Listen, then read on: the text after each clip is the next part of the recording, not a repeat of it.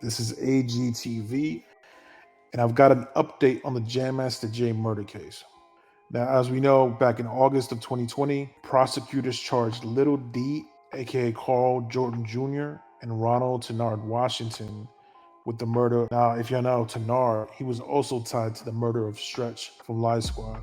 Now, it's very interesting. Now, what Lil D and his lawyers are proposing a bail package. They got $1 million to put up for bond. There's a trial date already set for September of this year. Now, because of the COVID stuff, it could be pushed back until February of 2023. If y'all don't know the motive of why they killed Jam J, was because he allegedly cut them out of a drug deal involving multiple kilos of cocaine. Lil D is ready to present two witnesses in his defense that he believes are highly credible. His girlfriend, who was pregnant at the time, says he was home when the murder occurred. You know what's funny is that Lil D believes he was only charged because of the Netflix documentary that was released some time ago. Now, obviously the Netflix documentary points to Lil D. Cops back then even knew his name was brought up. Lil D's name was brought up back then, 2002, 2003. His name was brought up before any documentary came out. So for him to say that, it's just, I don't know, I just think it's funny.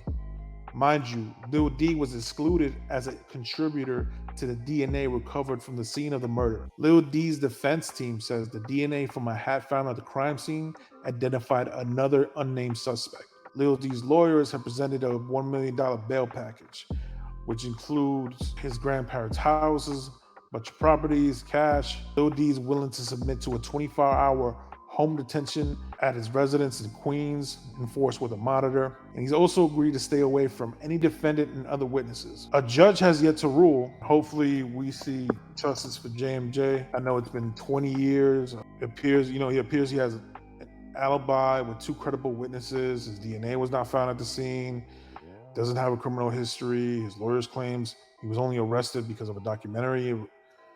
Irresponsibly accused him of being involved. It's hard to have an airtight alibi with this without some type of hard proof like surveillance video showing you were at a restaurant, a time card at work showing you clocked in, a receipt from a gas station across town at the same time as the murder. If there was surveillance footage from a gas station 30 miles away at the time of the murder, that would 100% prove that he wasn't involved. To me, it sounds like Lil D knows he's going to prison for the rest of his life, and he's desperate to do anything he can for a few months of freedom before trial.